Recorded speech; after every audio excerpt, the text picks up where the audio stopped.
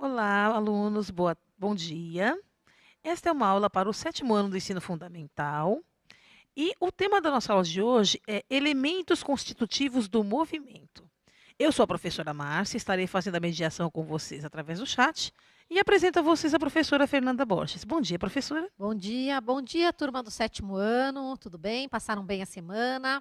Bom, nós vamos continuar nossas aulas de dança, lembrando que essa é uma aula que é um recorte do livro do caderno do aluno e do professor, caso vocês queiram dar prosseguimento.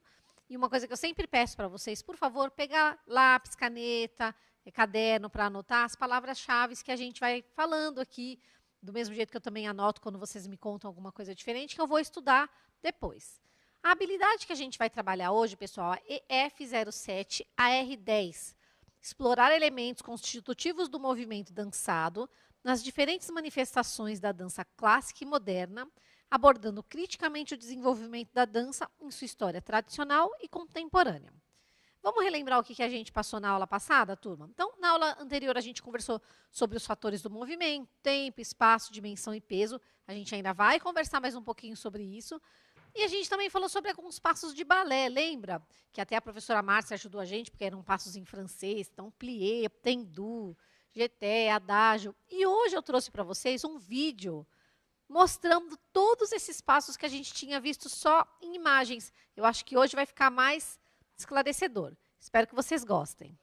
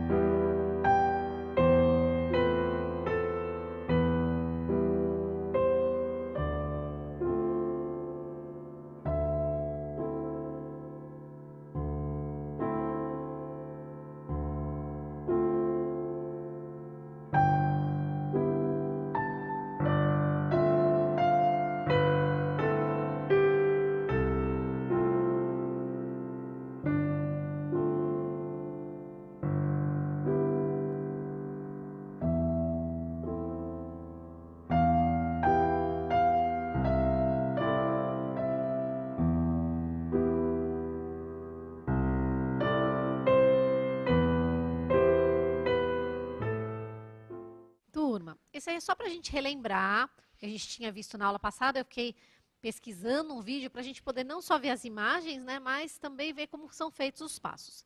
Agora a gente vai prosseguir nossa aula e a gente vai para uma interação no chat. A gente vai falar um pouquinho sobre a história da dança no mundo. E eu queria saber o que você sabe sobre a história da dança. Qualquer elemento que você souber, conta aqui para mim e para a professora Márcia. 2 minutos. Bem, algumas interações aqui pelo chat, professora. Os alunos acham que a dança ela pode ser algo assim muito antigo, né? Isso acho que no caso do balé, né? Estou citando o balé, acho que é uma dança muito antiga, né? Alguns citaram que a dança já existia na época das cavernas e que é uma forma de arte, de expressão artística. Turma, a gente leu também que muitos falaram sobre o vídeo, né? Que já fizeram os passos, que gostaram, que tentaram. Obrigada por ter tentado. Mesmo que não dança balé, eu também tentei em casa. Eu achei bem difícil, tá? E é isso aí. Obrigada pela interação. A gente vai falar sobre a história da dança no mundo, desde que o mundo é mundo. será que já existia na época das cavernas? Será que a dança é uma arte muito antiga? E sim, a dança é uma linguagem da arte. Vamos lá. Então, a dança, ela já existe desde os tempos dos homens primitivos, dos homens das cavernas. E a gente acredita que eles faziam rituais antes das caçadas. Talvez não tivesse esse nome dança, né? E a gente sabe disso graças às inscrições em muitas cavernas que foram encontradas. Vários desenhos com o que pareciam ser danças, tá? Então, foram os arqueólogos que escavavam e encontravam as tumbas decoradas com os desenhos de dançarinos no Egito, em gravuras em rochas na Índia. E esses desenhos, pessoal, têm mais de 30 mil anos. É muito tempo. Então, significa que a dança já tem há mais de 30 mil anos. Na Grécia Antiga, a dança era realizada já com uma forma mais formal nos Jogos Olímpicos, aí que a gente já começa a ver as danças como uma forma mais como a gente vê hoje, tá? Então, na antiguidade, para que servia a dança? Servia para divertimento, para deixar o corpo bom, para a mente sã? Não. Antigamente, na antiguidade, a música, ela era a dança era uma comunicação. Não existia música para dançar. As pessoas dançavam para se comunicar. Às vezes falar de amor, falar de guerra, falar de assuntos, eles dançavam, por incrível que pareça. Em 4 mil anos antes de Cristo, é muito tempo, tá? 4 mil anos antes de Cristo, a técnica começou a se desenvolver. E com a simetria dos dançarinos e as novas sequências, a dança começou a tomar formas coreográficas diversas, que é aí que eu falo. E aí começou a se formar realmente a arte da dança. Tá?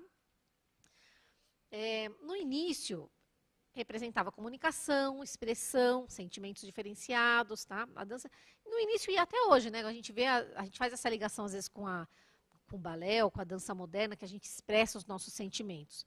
Para os antigos, a dança também representava a criação de amizades, orações aos deuses, cura de doenças e, como eu tinha falado, até mesmo declaração de amor. Imagina você receber uma declaração de amor em forma dançada. Seria uma coisa diferente, né, pessoal? A dança era um meio de diferenciar a condição social, sexo, idade e país de origem dos dançarinos, tá? Então, também era uma forma de se identificar como pessoa na sociedade, a dança. Vamos lá. A gente vem falando de diversos tipos de dança, né? E falamos de diversos tipos de balés. E um balé que eu deixei para a gente conversar agora. Então, a gente falou do balé clássico, do balé romântico. E um que eu deixei para a gente falar agora foi o balé de ação. Então, o balé de ação foi criado por Jean-Georges Noverre, que criou esse novo estilo. A ideia dele, pessoal, era trazer a expressividade da dança por meio da pantomima, que era utilizar mãos, braços e gestos faciais para sensibilizar e emocionar com mais clareza, força. Então, Noverre, ele ensinou seus bailarinos a irem às ruas, buscar a inspiração no povo. Então, conviver com as pessoas do dia a dia, nos mercados, nas oficinas, e não ficar copiando os gestos da nobreza. Ele queria que as pessoas, que essa dança ela chegasse mais próximo às pessoas normais, né? Pessoas que trabalhavam no convívio do dia a dia. E por isso que ele mandava os dançarinos observarem os movimentos, as formas de expressão dessas pessoas. O balé de ação é um conjunto de coreografias que conta uma história. Tá? Eu vou mostrar para vocês uma imagem, tá, do Jean-Georges Noverre. No próximo slide. Tá? É antiga essa foto. Então, foi ele o criador do balé de ação, da nova ideia do balé. E eu trouxe para vocês um pequeno trecho de um balé, e eu queria que vocês observassem as expressões faciais, os gestos, se você consegue notar alguma história nesse balé. Espero que vocês apreciem.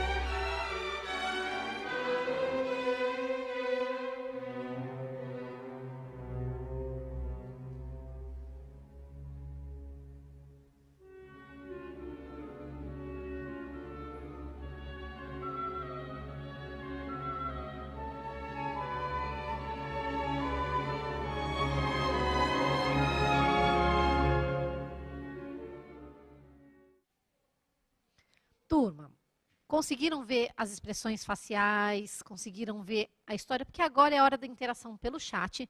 E eu queria saber se vocês conseguiram identificar qual a história que se passa nesse balé. Eu vou dar 2 minutos para vocês responderem aqui. Que história vocês acham que se passa nesse balé? Olha só, professora Fernanda, bastante interação pelo chat, né? Uma aluna aqui citou drama. A Ana Clara cita amor proibido, ou seja, ela diz que é a história de 2 jovens, né, vivendo um amor proibido. O Vitor e alguns alunos citaram apenas a palavra amor. Ana Carolina citou sofrimento. A Vitória, bela adormecida.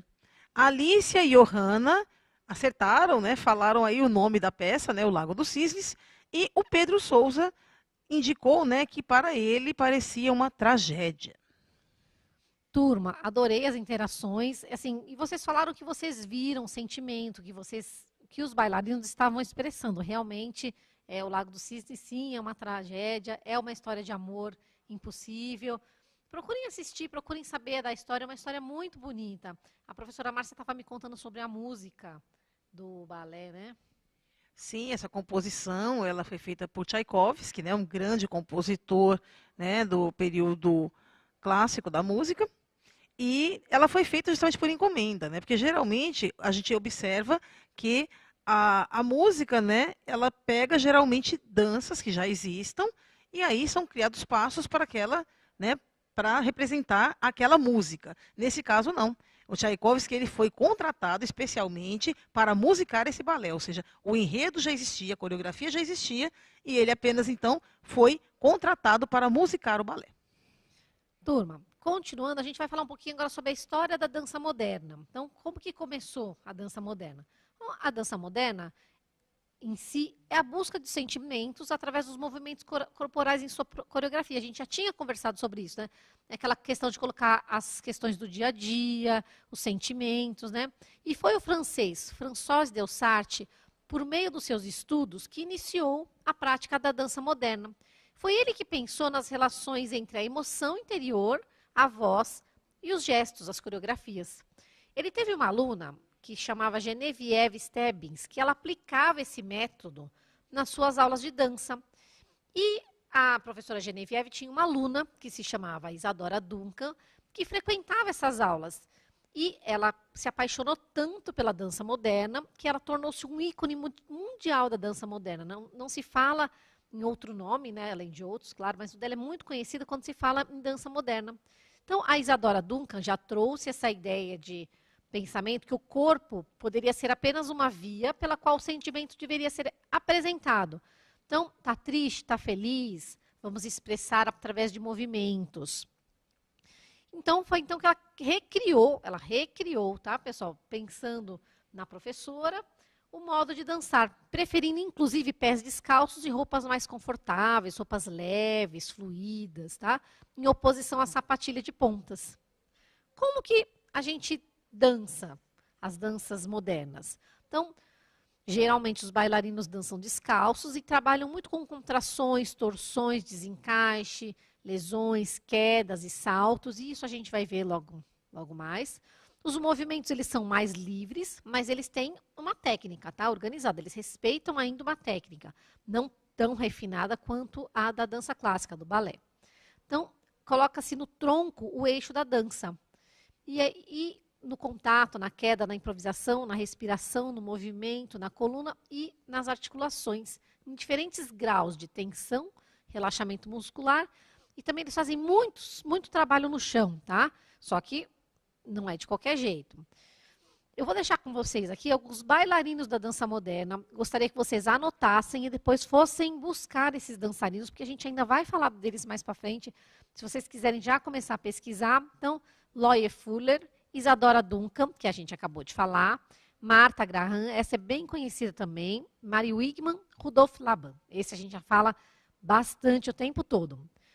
Esses bailarinos, pessoal, eles tinham técnicas diferentes, por isso que eu pedi para vocês anotarem. Mas eles tinham em comum alunos que queriam se libertar da dança clássica, daquela coisa toda arrumadinha, perfeita. E aí cada um desses professores foi criando uma forma diferente dentro da dança moderna. Por isso que é legal a gente pesquisar. Eu trouxe para vocês um trecho de um vídeo de uma dança moderna. Eu queria que vocês observassem as quedas, os giros, as roupas, a coreografia, para a gente conversar depois.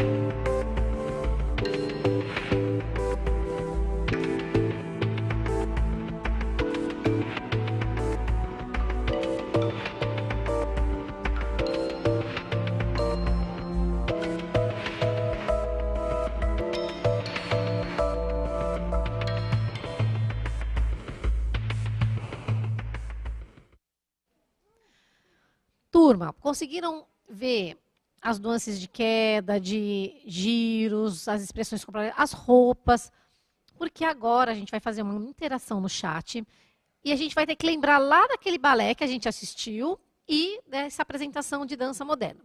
Então eu quero saber quais são as diferenças que a gente pode analisar nesses dois vídeos. Está escrito de dança moderna, tá? É dança moderna e da clássica.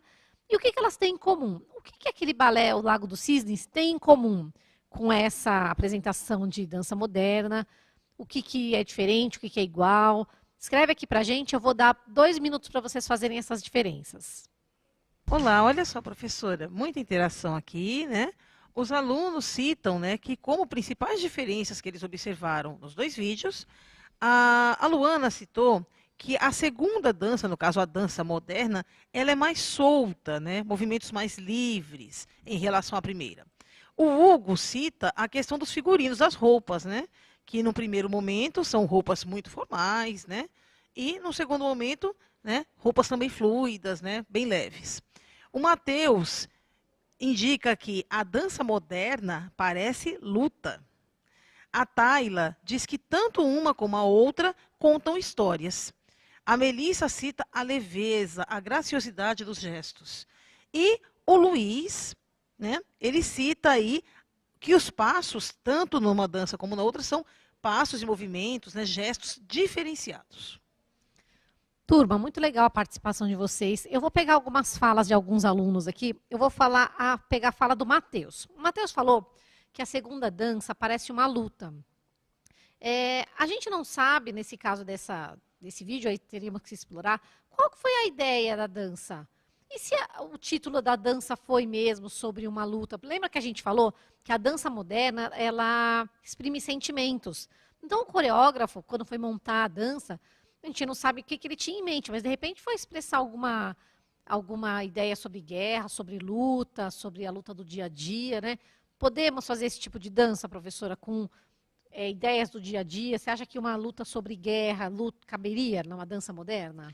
Sim, caberia. Inclusive, não apenas, né, na dança moderna, na dança contemporânea. Na dança clássica também a gente tem, né, alguns exemplos aí, né, de peças clássicas que citam, né, histórias aí de luta, né? Tá? Só que, claro, todo e qualquer tema do cotidiano pode sim ser adaptado, ser utilizado na dança. O importante é que a gente perceba que, através dos movimentos, dos gestos da dança, é que a gente conta justamente uma história. A dança ela existe com essa função, de contar uma história. Lembra lá desde o começo, né, que a dança sempre teve uma função comunicativa inicialmente?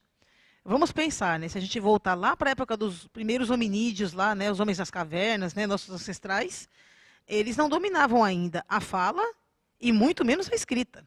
Né? A escrita só foi inventada pelo povo fenício muito tempo depois. Então, o que acontece?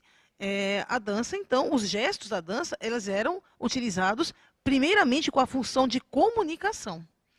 A partir da evolução humana, a partir do momento em que os homens já começam a criar características mais próximas, né, de como nós somos hoje, foi somente a partir daí que a dança passa a ser vista, primeiramente, teve um aluno que citou isso lá atrás, né? Parabéns, é isso mesmo. A dança ela passa de uma função comunicativa para uma função de caráter religioso, mas também com a função de contar lendas ou histórias relacionadas à religiosidade daquele povo, daquele determinado local.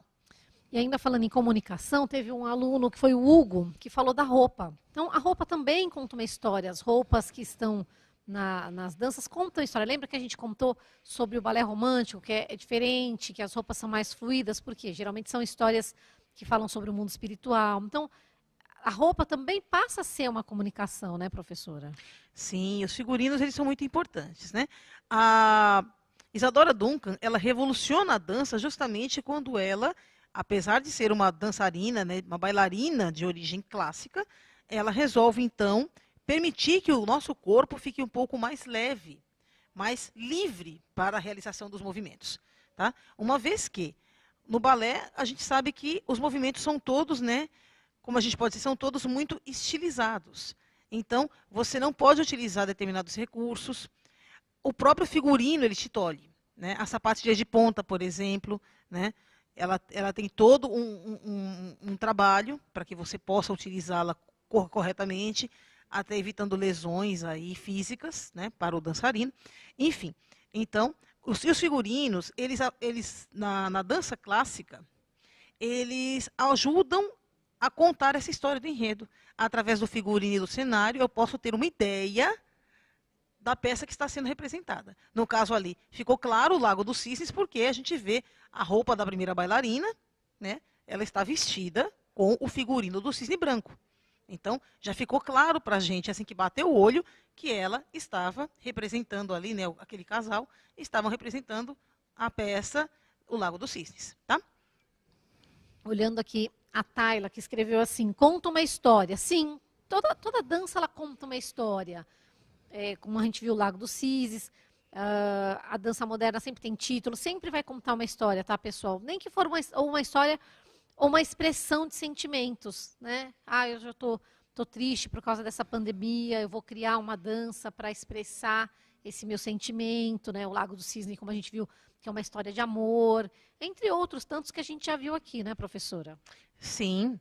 E uma coisa que é interessante, tá, gente? Eu vi que os alunos observaram bastante os movimentos, os gestos, e muitos gostaram mais até da dança moderna. Realmente, gente, a dança moderna, a gente pode dizer que ela seja assim, um pouco, não digamos que ela é um pouco mais fácil. Ela requer tanta dedicação e tanta técnica quanto a dança clássica. Entretanto, por essa questão dessa liberdade de movimentos, de você poder utilizar planos alto, médio e baixo, coisa que no balé não ocorre, tá? O balé clássico, pelo menos, né? O plano baixo, ele nunca é utilizado. Geralmente, nunca.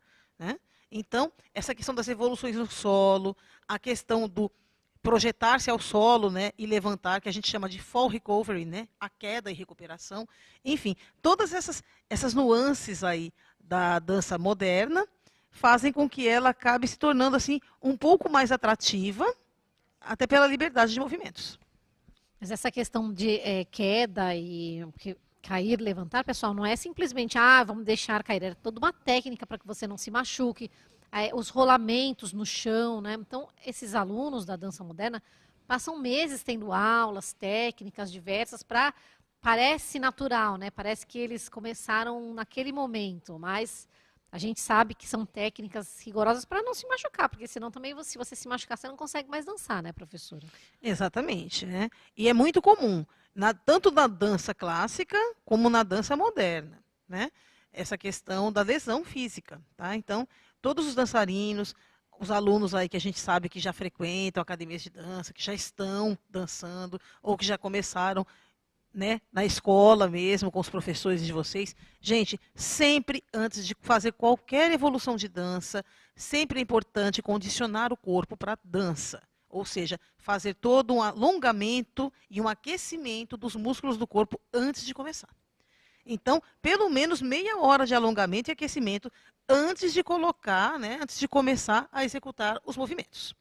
Do contrário, né, a gente pode ter aí sérios problemas, né? Lesões gravíssimas de coluna, ligamento rompido em joelho, né? Quebra mesmo de tendões aí. É um negócio bem complicado. Então, sempre condicionar o corpo antes, fazer aquele aquecimento, aquele alongamento, para que você esteja, então, com o seu corpo prontinho, condicionado para a ação. Ok? Turma, tem 2 recadinhos que eu queria dar para vocês. Um é que o pessoal está sempre me perguntando, assim, como a gente está falando de dança, começou acho que despertar uma vontade de dançar, né? Como que eu procuro? Onde eu procuro? Turma, em cada cidade de vocês, eu sei que assim, a gente mora aqui em São Paulo, uma cidade grande tem mais acesso, mas nas cidades pequenas, nas cidades do litoral também, existem clubes, ONGs, clubes da prefeitura, que dão essas aulas gratuitamente. Passando a pandemia, vocês já podem procurar. Mas como a gente está em casa, começa a pesquisar nos sites, pessoal. Associações, clubes da prefeitura que têm essas aulas gratuitas. Dança clássica, dança moderna, geralmente sempre tem um clube que está dando essas aulas gratuitamente. Aí como é que faz a inscrição? Quando que vai abrir? Óbvio, né? Vai abrir depois da pandemia, mas em que momento do ano? Que às vezes abre só no começo do ano, turmas, às vezes abre no final do ano. Não tem quem está começando a ter vontade de fazer a coisa, dançar mesmo com mais técnica, aprender, já pode começar a pensar nisso. Como a gente está em casa agora, já pode pesquisar pela internet, já vendo, mandando mensagem, quando que vai abrir, em que época do ano, que é muito legal. Outro recado, pessoal, é o desafio que eu estou lançando toda semana, que é o hashtag Eu no CMSP. Dessa vez eu queria propor um desafio assim. O que você acha de se apropriar dos elementos constitutivos da dança moderna?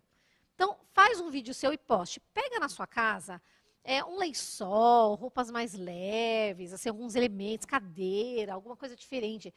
Vai em algum lugar da casa diferente. Se você tem um quintal, uma varanda, uma parede com uns quadros legais, ou que seja mesmo, né, que seja uma parede branca, de repente você pode colocar um cartaz nessa parede, um desenho seu e dançar. Grava um vídeo, manda aqui pra gente no hashtag Eu no CMSP. Tá? Eu dou like em todos os vídeos, eu comento, participe, que é a forma que a gente tem de ficar mais próximo, pessoal, um do outro. Que eu conheço vocês, vejo a dança de vocês, eu fico tão feliz quando eu vejo esses vídeos, fotos. Se você não quiser mandar um vídeo, manda uma foto.